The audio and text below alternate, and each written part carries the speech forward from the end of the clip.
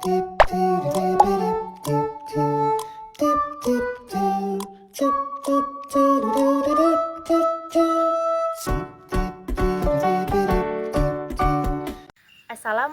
warahmatullahi wabarakatuh.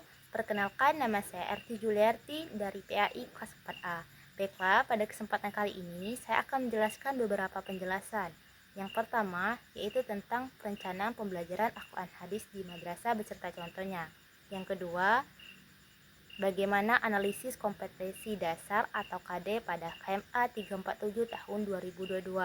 Dan yang ketiga, bagaimana analisis tentang problematika pembelajaran Al-Quran Hadis di madrasah beserta contohnya. Yang pertama itu tentang perencanaan pembelajaran Al-Quran Hadis.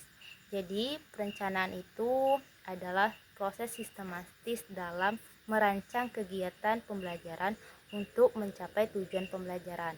Sedangkan pembelajaran adalah proses kegiatan yang dilakukan secara sengaja, yang di dalamnya terdapat pendidik dan peserta didik dan menggunakan media, metode dan strategi dalam mencapai tujuan pembelajaran dan terjadinya interaksi antara guru dan murid.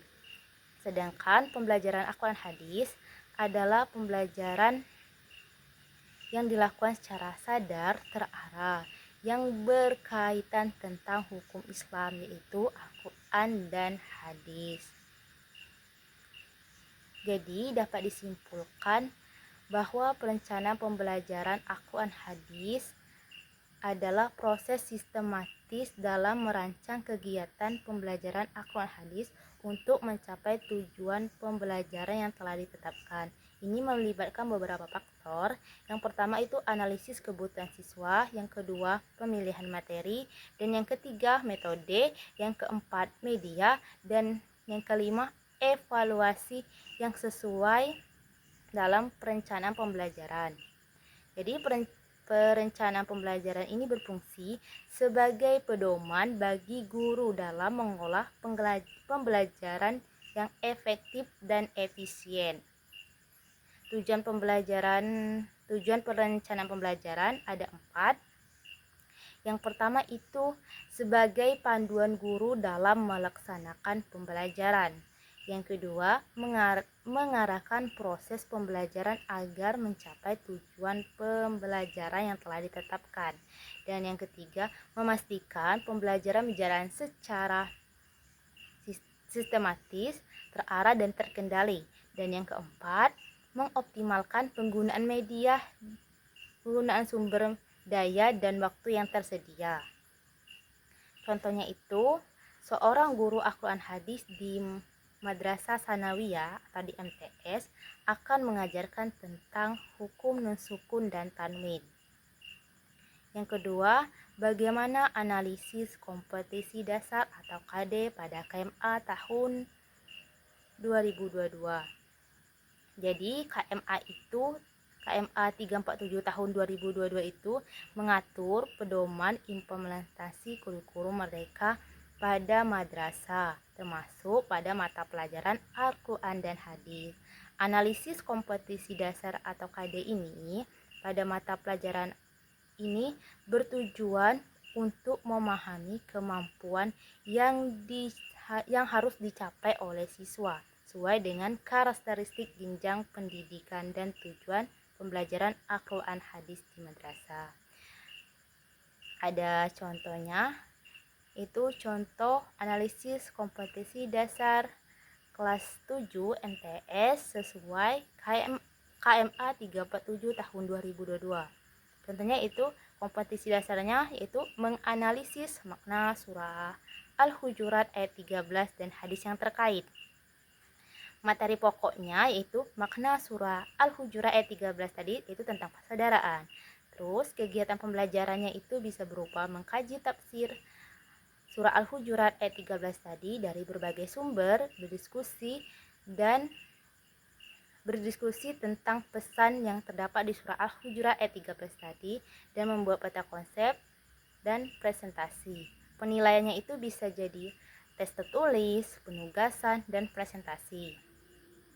Yang kedua itu mendemonstrasikan hafalan surah Al-Hujurat ayat 13 tadi. Itu materi pokoknya hafalan surah Al-Hujurat ayat 13. Kegiatan pembelajarannya itu menyimak bacaan guru. Setelah murid menyimak bacaan dari guru, murid tersebut menirukan bacaan tersebut. Disuruh mengulang lagi, terus menghafal ayat secara bertahap, menyetorkan hafalan. Jadi untuk penilaiannya itu penilaian hafalan. Jadi kompetisi dasar itu menuntut siswa memahami dan menganalisis makna ayat Al-Quran, sehingga kegiatan pembelajaran difokuskan pada kajian tafsir dan diskusi. Terus juga menekankan pada kemampuan menghafal, sehingga kegiatan pembelajaran lebih banyak pada pelatihan mendengar, menirukan, dan menyetorkan hafalan. Yang ketiga itu bagaimana tentang problematika pembelajaran Al-Quran hadis di madrasah beserta contohnya. Tentunya ada banyak sekali problematika pada pembelajaran, terutama di pembelajaran Al-Quran hadis. Problematika pembelajaran Al-Quran hadis di madrasah adalah berbagai permasalahan atau kendala yang harus dihadapi dalam proses pembelajaran. Karena pembelajaran terkadang tidak berjalan dengan mulus, sehingga ada beberapa problem. Yang pertama itu materi ajar dan waktu pembelajaran. Materi Al-Quran hadis itu sering dianggap sulit dan kurang menarik, dan waktu yang disediakan untuk pembelajaran terbatas, sehingga guru kesulitan dalam menyampaikan materi secara optimal. Yang kedua, metode pembelajaran. Metode yang digunakan guru kurang kreatif dan kurang sesuai dengan gaya belajar siswa, karena setiap peserta didik itu mempunyai karakteristik masing-masing dan beragam, sehingga pembelajaran menjadi kurang menarik dan efektif. Yang ketiga, kemampuan peserta didik. Setiap peserta didik itu mempunyai kemampuan yang berbeda-beda. Siswa sering mengalami kesulitan dalam membaca Al-Quran sesuai kaidah tajwid, menghafal ayat dan hadis, tak kurang motivasi karena faktor psikologis dan mental. Yang keempat ada sarana dan prasarana. Keterbatasan media yang disediakan itu dapat menghambat pembelajaran yang akan dilakukan, seperti keterbatasan media seperti buku atau infokus dan alat lainnya membuat proses belajar mengajar tidak optimal. Dan yang terakhir itu ada lingkungan sekolah dan keluarga. Lingkungan keluarga yang kurang mendukung dalam pembelajaran dan pengawasan orang tua yang minim. Jadi contohnya yaitu siswa kesulitan menghafal, membaca dan menulis Al-Quran karena latar belakang yang berbeda-beda dan kurangnya sarana. Dan juga guru juga belum mendapat pelatihan yang khusus tentang ini. Jadi solusi yang dapat diterapkan adalah guru dapat menerapkan atau melakukan program yaitu Quranisasi yang mencakup cara membaca Al-Quran sesuai dengan hukum tajwid, dan juga bisa dilakukan tadarusan dan pengadaan sumber belajar dan komunikasi dengan orang tua siswa. Mungkin itu saja yang dapat saya sampaikan. Lebih dan kurangnya saya mohon maaf. Wassalamualaikum warahmatullahi wabarakatuh.